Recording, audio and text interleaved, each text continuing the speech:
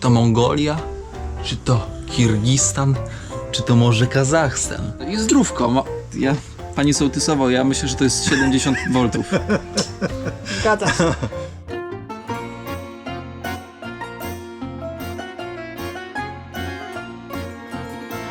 Tomula, może byśmy gdzieś pojechali na weekend? Ja nie chcę. Ja już tymi podróżami to już przejedzony jestem. Daleko nie chcę jechać. Białystok to miejsce, w którym teraz trochę czas zapuścić korzenie. Nie chcę daleko jechać.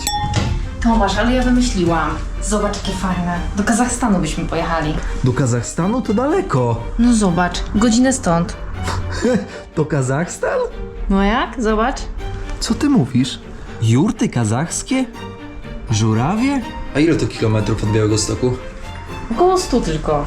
A od Warszawy? Też ze 100. O, to idealnie. Ale Kazachstan 100 kilometrów? Coś ty świrujesz. Naprawdę, no ktoś zrobił prawdziwe kazachskie jurty. To chyba trzeba to sprawdzić. Szaleniec. Aloha Camp. To jest portal, na którym znaleźć można różne ciekawe noclegi w okolicy. I teraz zobaczmy, Białystok, tak żeby daleko nie było trzeba jechać i szukamy. Przybliżam, Białystok, może coś w stronę Warszawy, czyli to miejsce, które znalazła Haneczka. Zobaczcie ile tego jest. Tak, jakieś siedliska, a my chcemy trochę Kazachstanu. 300 zł, mniej więcej w połowie. Jurty, gospodarstwo przy piecu. Wysoka ocena, 5. Spanie w jurcie to niezapomniane wrażenia. Niestraszna im nawet letnia burza i ulewa. Wspaniałe miejsce dla osoby, która potrzebuje odpoczynku od miejskiego zgiełku. Wieczorem i nocą przecudowne koncerty ptasich chórów. Już mnie coraz bardziej przekonuje. Wspaniały gospodarz. No faktycznie, miejsca tworzą przecież ludzie. Waldek, jedziemy do ciebie. Cześć. My właśnie jedziemy do jakiej miejscowości, Tomasz? Nie pamiętam. Udrzyn. Na jurty. Na jurty jedziemy, prawie do Kazachstanu. Jedziemy tutaj Tomasza z srebrną strzałą i klimy nie mamy, więc jest nam cieplutko i okno otwarte, więc przynajmniej gnojownikiem mocno pachnie. Dowiedzieliśmy się, że nasze jurty będą w Puszczy Białej, a tam można zobaczyć podobno rysia. Gospodarstwo przy piecu. Szanowni Państwo, ojejku!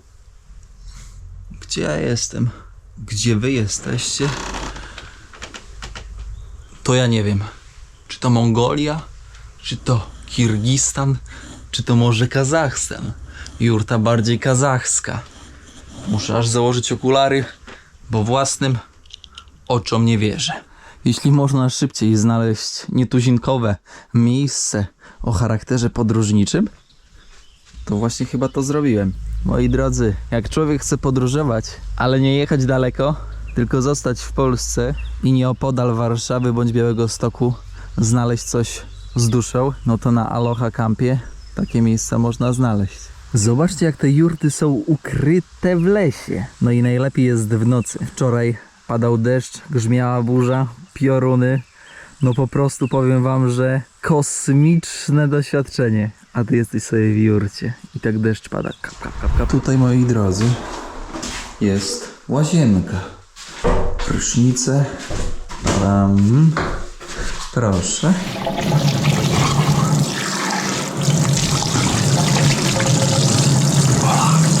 Zęby umyte? Taką saszetkę podróżną polecam. Ktoś by zapytał, kierowniku, jaki to jest standard? Powiedziałbym, że miejsce Waldka to jest taki standard, taka agroturystyka połączona z kempingiem. I to będzie najlepsze określenie. Tak, żebyście mogli sobie to mniej więcej skategoryzować. Halo, syrena. Przepraszam, czy pani w pakiecie do jurty? Nie, to już nie te czasy. To już nie te czasy? Szkoda.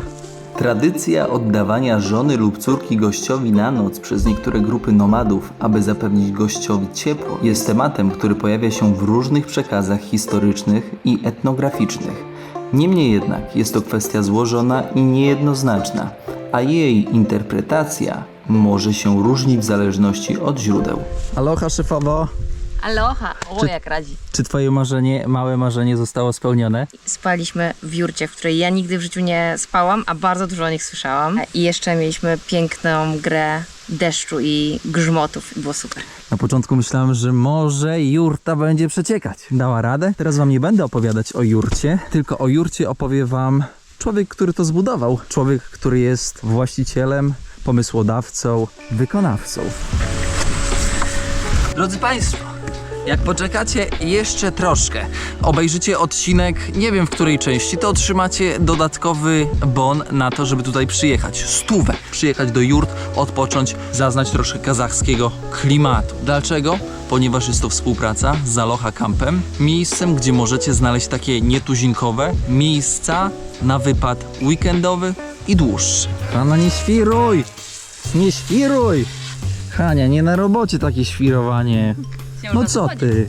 Jak ten? Co Waldek powie? Schodzić się można. Waldek to będzie oglądał. Waldek jest spoko. Idziemy w poszukiwaniu Waldka. Waldek tutaj ma swój dom. Proszę zobaczyć. Naprawdę przepięknie zaaranżowane podwórko. Ale ja to wszystko wam pokażę. Chciałbym, żeby Waldek nas oprowadził i pokazał to wszystko.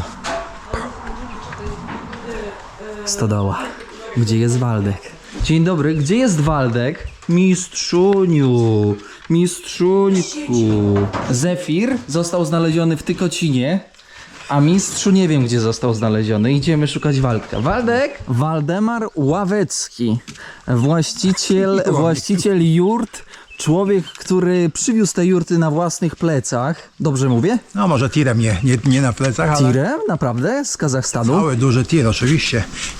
Nie chcieli przywieźć jednej jurty, nie chcieli dołożyć do transportu, tylko trzeba było zamówić oddzielny transport. Ja kupiłem najpierw jedną jurtę i chciałem tą jedną tylko przywieźć, ale okazało się, że to jest niemożliwe. Koszt transportu jednej i 10 na przykład jest taki sam, więc kupiłem jeszcze 9, dlatego mam 10 teraz, z tym, że 5 jest rozstawionych, a 5 w magazynku czeka na rozstawienie. Dusza podróżnika. Człowiek, który podróżuje i z tego, co do tej pory wywnioskowałem, kochasz wschód, kochasz Kresy. Zaczynałem jako pilot, to tak z przypadku, jak się okazało, dlatego że pewna fundacja nie miała pilota, bo wtedy jeszcze nie były unormowane przepisy, w ogóle te sentymentalne wyprawy dopiero się zaczynały. Znajoma akurat z fundacji nie miała pilota na wycieczkę, dlatego że każdy pojechał raz, to na tym razie jednym kończył, bo albo grupa go wyrzucała, albo on rezygnował z jazdy. A ja byłem świeżo po pobycie w Moskwie, w związku z tym no była to taka kontynuacja tego, co robiłem wcześniej. No i zgodziłem się pojechać właśnie do Lwowa. Podobało mi się. Z perspektywy czasu, kiedyś, jak pytano, skąd jesteś, mówiłeś z Polski, z Polszy. Jak podchodzili w Rosji? Każdy Rosjanin z osobna, w momencie kiedy się go poznaje, jest po prostu cudownym człowiekiem, który otwiera swoją słowiańską duszę i jest pozytywnie nastawiony do Polaków. Gorzej, jeśli ma się do czynienia z władzami, z urzędnikami, z pogranicznikami, no z kimkolwiek, komu się wydaje, że ma władzę. Więc on oczywiście natychmiast musi zademonstrować swoją wyższość nad jakimś tam przybyszem skądkolwiek zresztą, już bardziej z zachodu. To utrudnia podróżowanie, prawda? No, z całą pewnością. Chodź do jurt. Dobrze, panowie, proszę otwierać bramkę. Zapraszamy. Proszę.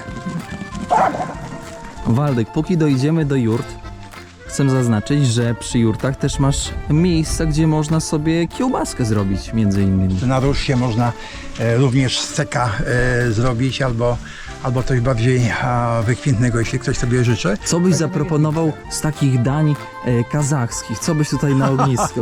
Coś przychodzi do głowy? Słuchaj, to jest zbyt skomplikowane już, bo to trzeba by jednak kucharza mieć, tym bardziej, że tylko mężczyźni przygotowują jedzenie.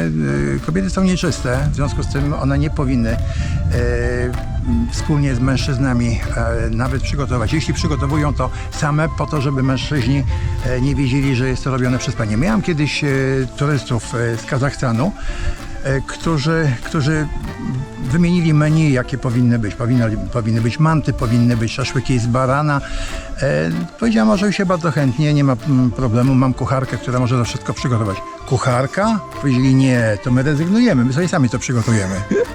No ale Waldek, ty też przygotowywujesz dla swoich gości śniadania i tam w kuchni działasz. No bo to jest akurat proste, a ponieważ no faktycznie trochę podróżowałem po tym świecie i różne kuchnie, różne zwyczaje kulinarne różnych narodów poznałem, więc dosyć łatwo jest mi przenosić właśnie te przepisy i nawet z przyprawami, które też przywożę zawsze, czy z Uzbekistanu, czy głównie z Gruzji, którą uwielbiam.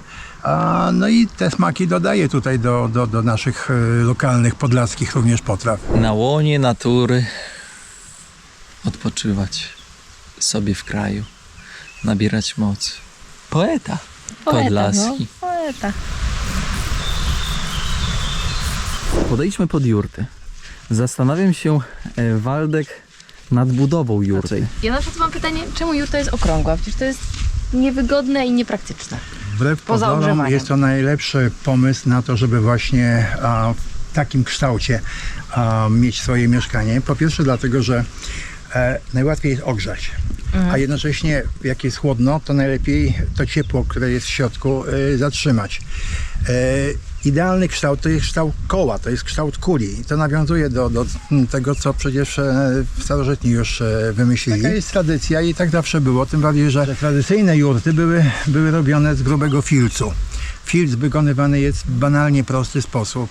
Widziałem w Mongolii akurat, jak się to przygotowuje świeżą wełnę prosto od postrzyżeniu jaków, czy owiec, czy wielbłądów. Po prostu układają na gładkim, równym kawałku ziemi, polewają wodą, przejeżdżają walcem ciągniętym przez konia i po kilkunastu takich przejazdach jest to na tyle to zbite, że po wysuszeniu jest to filc, który służy im do wszystkiego.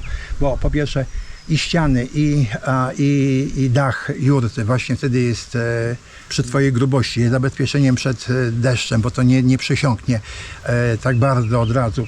Tym bardziej, że opady tam nie są aż takie duże. Waldku, jesteśmy w środku jurty. Możesz powiedzieć pokrótce o warstwach, które stanowią izolację? Materiał, który tworzy jurtę, składa się tutaj w tym przypadku akurat z 4 warstw, czyli zewnętrzna warstwa odpornego płótna na deszcz i na wilgoć, nie przepuszcza tego deszczu. W środku jest filc, a dodatkowo jeszcze współcześnie wymyślili sobie dołożenie po prostu folii, która dodatkowo jeszcze zabezpiecza przed przenikaniem wilgoci. No i w środku jest zwykłe płótno żeglarskie, które zakrywa ten filc, bo filc jest akurat mało ciekawy ze względu na swój ciemny najczęściej kolor. Rzadko są filce białe, no bo to wtedy specjalny rodzaj wełny znacznie cenniejszy jest. Natomiast sama jurta, najważniejsze w jurcie jest konstrukcja. Tradycyjnie niegdyś budowano jurty, do tej pory się buduje, nomadzi tak to robią, że ta konstrukcja jest drewna. Są to po prostu, a właśnie te pałąki chociażby są drewniane i sama konstrukcja ścian tych pionowych, które mają prawie 2 metry, jest również drewna. W tym przypadku jest to już bardzo solidna konstrukcja po prostu z kształtowników metalowych. Same ściany to jest taka harmonijka, którą rozciąga się na dowolną wysokość niejako. Z tym, że wysokość tutaj akurat jest zawsze określana, wysokość ścian jest określona wielkością framugi drzwiowej. A poczekaj, tutaj wejdźmy, bo tutaj widzę samowar, tak na środku fajnie stoi. No nie, pięknie. Powiedz, Waldku, co mamy na ścianach? We wszystkich jurtach na ścianach są dywany, które mają 20 parę metrów długości, dlatego że jest to jeden dywan, który właśnie pokrywa wszystkie ściany. W każdej jurcie jest troszeczkę inny wzór, inny koloryt, no i to powiedzmy rozróżnia każdą jurtę od siebie. Że wszystkie ozdóbki są wynikiem jednak jakiejś tradycji, jakichś zwyczajów, jakichś wzorów geometrycznych, które są typowe dla danego kraju, dla danego plemienia, dla danej nacji. No i cóż, przede wszystkim jest jakiś element estetyki, ale jednocześnie wiadomym jest, że w każdym kraju jest troszeczkę inna kolorystyka, inne właśnie kształty. Samowary niegdyś były wyposażeniem po prostu każdego domu, każdej jurty w tym przypadku. No bo wiadomo było, że czaj trzeba było parzyć w prawdziwym samowarze na węgiel drzewny. Te samowary w Rosji, na Ukrainie, na Białorusi są ciągle bardzo popularne i często wręcz są to przedmioty codziennego użytku, dlatego że kipiatok na czaj, na różne mieszanki ziół które znajduje się na łące. Dopowiem jeszcze tylko, że w jurtach stosuje się takie kufry drewniane i do tych kufrów wkłada się różne rzeczy, między innymi pościel. Rzeczy takie, które należą do domowników. Kufer. Później jak chcesz jurtę przewieźć, wpakowujesz kufer, zamykasz, wrzucasz na konia, na auto i jedziesz. Pokażę wam teraz, jak wygląda jurta, w której jestem ja i Haneczka. Jurty ogólnie nie mają na samym środku tak zwanej kozy do grzania, na przykład jesienią czy zimą, tylko jest na boku, a na środku jest rzecz jasna elektryka pociągnięta tak, żeby troszkę było wygodniej. Lampka, stolik, kontakt, oczywiście dywan, łóżka. Można też dostawić chyba łóżka. Waldek, czy można tutaj dostawić więcej łóżek, czy tylko dwa? W każdej jurcie mogą być tylko dwa łóżka i koniec.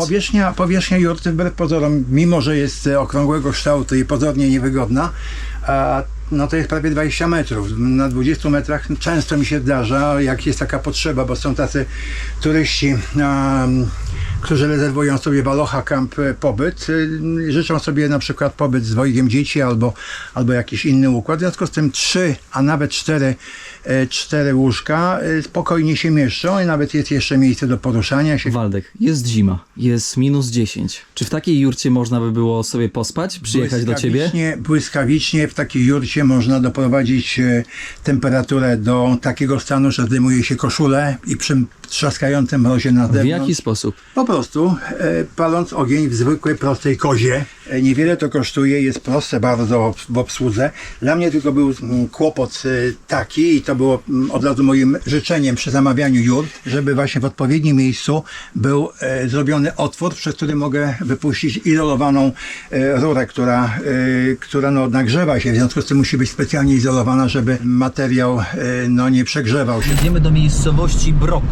Zobaczyć, co można zobaczyć w okolicy. Za mną rzeka Bóg, a dokładnie dolna część Bugu. A warto zaznaczyć, że w pierwszej Rzeczpospolitej Polskiej Brok, czyli miejscowość, w której jesteśmy, było prywatnym miasteczkiem duchowieństwa. Początki miejscowości można określić na początek XIII wieku, średniowiecze. To że miasto leżało na szlaku handlowym między Pomorzem a Rusią Kijowską. No i tutaj przewalały się towary. A my idziemy coś zjeść z pieca, w którym się dymi.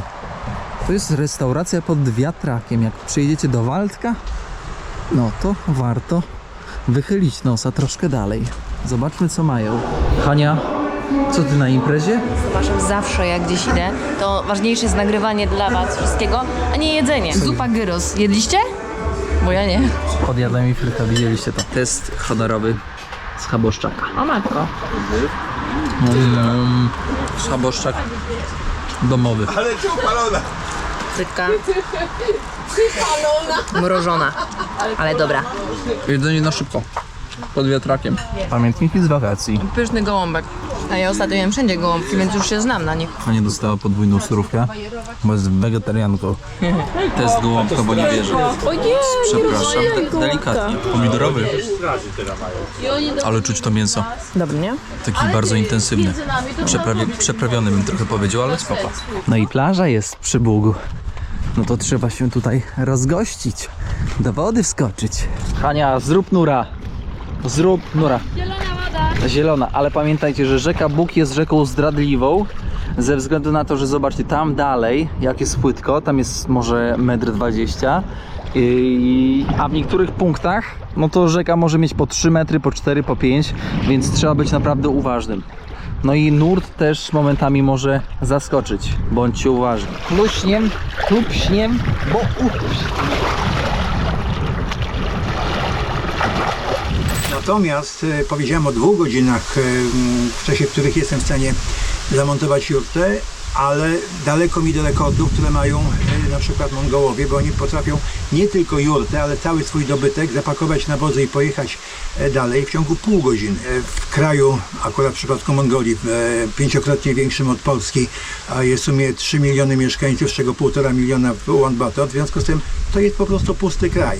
olbrzymie przestrzenie, gdzie są piękne, żyzne łąki, gdzie jest mnóstwo trawy z ziołami różnymi, bo step pachnie rozmarynem akurat w przypadku Mongolii. No i zwierzęta to widocznie lubią, wyjadają trawę w jakimś tam jednym kręgu i po kilku dniach są gotowe przenieść się nieco dalej, gdzie ta trawa jest nadal nietknięta jeszcze. Waldek, kiedy przyjeżdżasz do Kazachów, czy do Mongołów, czy do Kirgizów, czy zawsze przywitają cię herbatą, czajem?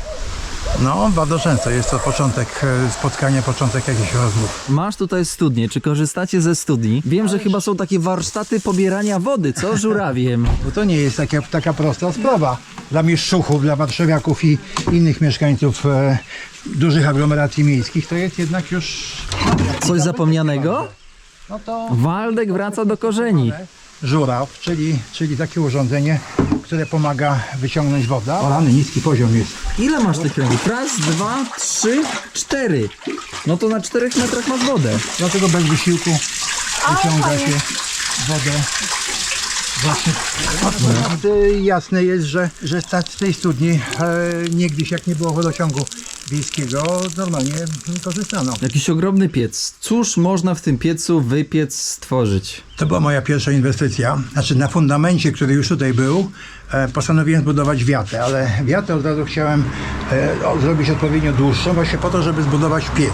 Zamarzył mi się, miałem już w głowie od dawna, żeby zrobić piec, który będzie miał wiele różnych funkcji, czyli zwykła kuchnia czterofajerkowa. Można gotować, ale to nie tylko, dlatego że to jest źródło ciepła, które rozchodzi się zarówno do pieca chlebowego. Pokaż, jak ten chlebek wygląda później. Chleb proszę bardzo. A właśnie. Dzisiaj mam za dużo gości akurat i w związku z tym wczoraj był pieczony i wygląda bardzo przyzwoicie, na pewno lepiej niż z jakiegokolwiek sklepu, bo własnoręcznie wykonane. W Waldku, czyli normalnie tutaj turysta może przyjechać i zrobić taki chlebek? No jeśli ma czas i ochotę, to możemy pomóc.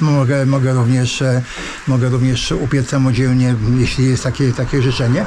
Największą, powiedzmy, atrakcją tego kombajnu jest komora wędzarnicza. Takie wędzenie to jest 2-3 dni po to, żeby trwałość przy okazji tego uwędzonego produktu, tych kiełbas, tych szynek, tych boczków, a jest wtedy dużo większa. Podejdźmy teraz do stodoły, która została zaadoptowana w Waldku. No, zaadaptowana w niezbyt tradycyjny sposób, bo nie jest to magazyn na siano, zboże, tylko jest to po prostu sala o różnym przeznaczeniu. Dzisiaj będzie tutaj 46 gości, którzy przyjadą na obiad. Właśnie stoły są już przygotowane, nakryte. Czekamy tylko na przyjazd grupy turystów, którzy jadą akurat z Łotwy. Żeby w takich niezbyt typowych, mało restauracyjnych warunkach, ale zbliżonych do tego, co dawniej było typowe w wielu domach, nie tylko w naszym regionie, ale generalnie w Polsce również. Stodoła ogromna w Waldku. Czy jeżeli ktoś zamówi pobyt na Aloha Campie i przyjedzie tutaj, może liczyć na to, że zje śniadanie w tym miejscu, że zje obiad w tym miejscu, że zje kolację w tym miejscu? Aloha Camp ma takie możliwości w swoim systemie rezerwacyjnym, że mogą być różnego typu usługi proponowane i wykonywane przeze mnie. Bo jednak ta stodoła, wbrew temu co mówisz, nie jest aż tak duża. Natomiast jest jeszcze taras przy stodole, gdzie jak widać, gdzie są dodatkowe miejsca, gdzie można właśnie umieścić tych turystów, którzy nie mieszczą się w stodole, a miejsce jest na tyle sympatyczne w tych okolicznościach przyrody, że można również być na zewnątrz. W Waldku dzisiaj mamy gości z Łotwy. Wyjątkowych Polaków z Łotwy, z naszych inflant polskich, z Dyneburga, z Legii i z innych miejsc, gdzie ciągle jeszcze po Polaków jest, potomków naszych rodaków, którzy tam zawsze byli. Polska się od nich odsunęła, bo oni zawsze byli u siebie. Czyli co, pani Irenka, która przewodzi, która tutaj stoi, mówi w języku polskim? W początku w języku łotewskim, ładgalskim. Język ładgalski to taki regionalny język. W jednej stronie Łotwy. To były inflanty, taka polska część tam była kiedyś w XVII wieku. No i zostaliśmy tam i teraz śpiewamy piosenki w języku polskim też i również ładgalskim, łotewskim, ale jesteśmy polskim chórem i dlatego w początku w języku ładgalskim, a potem w języku polskim.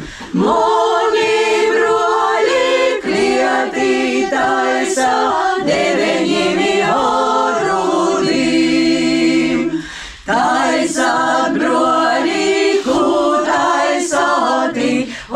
Ustajsot malusta bej, tajsot brualik, utajsoti, ustajsot malusta bej. Gdzie jest ta ulica, gdzie jest ten dom, gdzie jest ta dziewczyna, co kocham ją? Znalazłem ulicę, znalazłem dom, znalazłem dziewczynę, co kocham ją. Pani Ireno, skąd u pani tak dobry język polski? Jestem Polką. Nie, naprawdę. Wszyscy Nie, no, tak dobrze rozumieją? Tak, w moim kurze rozumiem po polsku, ale między sobą rozmawiamy po łotewsku, po ładgalsku, tak? Ale kiedy jedziemy do Polski, to bardzo staramy się coś tam mówić. Tak? A mama trzymała, bądź rodzice trzymali, próbowali zachować ten język polski w domu? Niestety w tych czasach to było, że ciężko. No, jesteśmy katolikami, to najgłówniejsze to była nasza wiara katolicka, Modlitwa. tak? Ale rozmawialiśmy więc bardziej tam w języku ładgalskim. Ale zawsze czułam się Polką, bo mój dziadek, mój ojciec to Polacy i dlatego no, starałam się, kiedy szedłam do kościoła, ja śpiewałam te piosenki, no, te pieśni mszalne, tak, liturgiczne i bardzo takie wrażenie robiło na mnie to śpiewanie, kiedy tam te panie stare śpiewali w języku polskim, to dla mnie naprawdę było coś takiego mocnego i dlatego cały czas czułam się Polką i starałam się tego schować i języka, no i jest to, co jest. Jest piękny efekt. Pani Ireno, jak nazywa się chór? Jutrzenka. Jutrzenka. I z jakiej miejscowości jesteście? Rezekne. Rezekne. A jak was znaleźć? Jutrzenka, tak. Jutrzenka na Facebooku? Chór z Rezekne, tak. Super, to odsyłamy widzów do pani Ireny i do całego chóru. Bardzo dziękujemy. Dziękuję. Piękny śpiew. Dziękuję serdecznie. Powiem wam szczerze, że jestem tak szalenie szczęśliwy, że trafiliśmy na wycieczkę z Łotwy. Korzenie polskie, Polacy mówią w języku polskim. Oczywiście nie wszyscy, bo język polski trzeba pielęgnować, a niestety oprócz religii ciężko jest pielęgnować język polski, więc ten język się po prostu zapomina, ale i tak serce się cieszy, słysząc jak w języku polskim śpiewają i rozmawiają z nami. Robisz różne rzeczy sam. Tutaj na przykład smalczyk. Robisz, pieczesz chleb. Robisz ogórki. Wędliny od lokalnych gospodarzy. Ty tych wszystkich ludzi łączysz i to wszystko, te wszystkie produkty można spróbować u ciebie na miejscu. No mamy to szczęście, że są krowy, więc są sery, są kury, więc są jajka, są małe wytwórnie garmażeryjne, gdzie można kupić dobre, lokalne właśnie wyroby garmażeryjne. A smalczyk robię sam, bo to jest proste, bo to jest boczek, słonina, cebulka i jabłko w tym przypadku i na pewno będzie smakowało. Jakie atrakcje można jeszcze tutaj doświadczyć?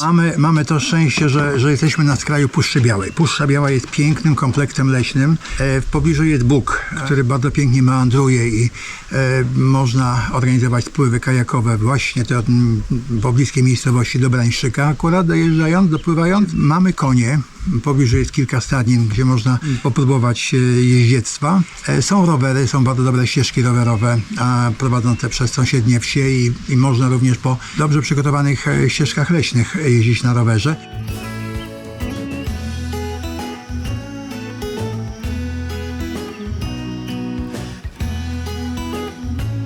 Udrzynek 88A. Mistrz nas wita.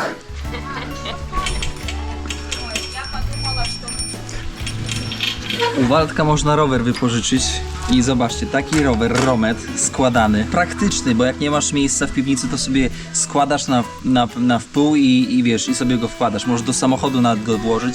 Naprawdę, powiedziałbym, klasyk klasyków, klasyk PRL-u, rzecz jasna. Oj. Na lewo działka, jakby ktoś chciał kupić, tutaj obok Waldka, a my jedziemy kładkę zobaczyć. Ależ ona jedzie, ależ ona zasuwa. Waldka można dobierać kolor roweru do stylizacji. No i może my na grzyby powinniśmy się przejechać. Mamy nożyk? Nieco trochę zarobić na te podróże, wojaże po Afryce, Ameryce, Azji.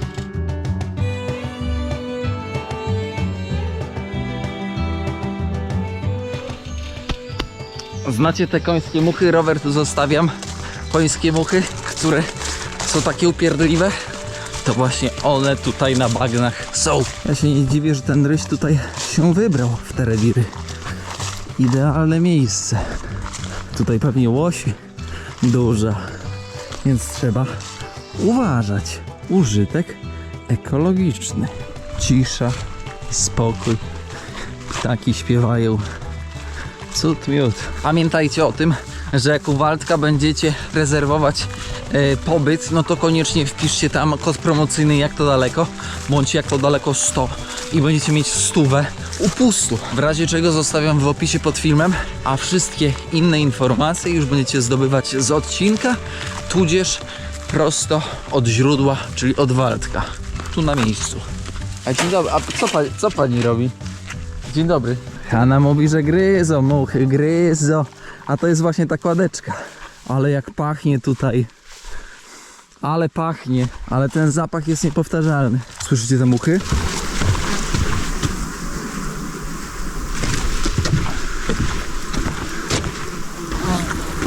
Ekosystemy, które pozwalają żyć owadom i innym zwierzętom, większym zwierzętom, w którym zależności odgrywają bardzo ważną rolę. Wyeliminowanie jednego elementu układanki, no akurat tej muchy, to jest mucha końska, zbyt dużo nie wniesie szkody, ale nawet taka mucha końska dla ptaków jest pożywieniem. No i faktycznie podróżowanie po Polsce, ale szukanie takich nieoczywistych miejsc, a najważniejsze, nieoczywistych ludzi. Bo pamiętajcie, nawet jeżeli przyjedziecie do jakiegoś naprawdę fancy zamku gdzieś w Polsce, a nie będzie tam tej masy ludzkiej, która was przyjmie, ugości, która opowie wam historie nie tylko związane z tym miejscem, ale i historie ze swojego życia, to niestety to miejsce nie ma już takiego klimatu dla nas. Nie będziemy o nim tak pamiętać. Wrzucam pod opisem filmu również Instagrama Aloha Campu, po to, żebyście mogli obserwować i w momencie, kiedy faktycznie będziecie szukać miejsca na weekend sobie, to będziecie mogli sobie zobaczyć po zdjęciach, jakie mają nowe przybytki, nowe agroturystyki, domki, kempingi, cuda. Będziecie mogli sobie wtedy na świeżo wybrać i pojechać tam. Nowy Brańszczyk. My skręcamy w prawo. Wracamy do gospodarstwa Waldka. Zobaczymy, co tam się dzieje. Dla gości przyjeżdżających z Aloha Camp do naszego gospodarstwa przy piecu, oprócz tego, że jest przy stodole łazienka, gdzie są prysznice, ciepła woda, ubikacje, umywalki i tak dalej, jest również ten taki kącik kuchenny właśnie, gdzie mogą sobie sami turyści wykorzystać i mikrofalówkę, i piec, i kuchnię I lodówkę gazową, lodówkę oczywiście. Nie trzeba przyjeżdżać ze swoim bagażem, tylko korzystać z tego, co jest na miejscu. A od Warszawy blisko, ile? 100 km? 80, niecałe 80 km. Do Białegostoku też niewiele ponad 100 km, więc można dojechać. No to jest centralne miejsce, jeszcze Mazowsza, ale na pograniczu już z Podlasiem, więc zawsze po drodze dokądś. A Jarema śpi jeszcze? Oj, to dużo to dla Waldka. Tu sołtysowa zrobiła bimber z cytrynówki. Nie, z cytrynówki, co to jest? Bimber? Cytryny. Dobrze. Dobrze. Tak jest, Waldek. Chciałbym ci bardzo podziękować za poświęcony czas, za historie kazachskie. Mam nadzieję, moi drodzy, że przyjedziecie do Waldka. Waldek, tutaj jesteś cały czas. A oczywiście, zawsze przyjmuję gości. Tak jest. Przyjeżdżajcie, jeżeli chcecie zamówić miejscówkę u Waldka, wejdźcie na Aloha Camp, znajdźcie gospodarstwo przy Piecu, oczywiście. piecu, u Waldka i co, moi drodzy? I zdrówko. Pani sołtysowo, ja myślę, że to jest 70 V. Zgadza się. Wasze zdrowie, moje zdrowie, nasze zdrowie. Niech się jurta dobrze ma i Waldka gospoda. Okej.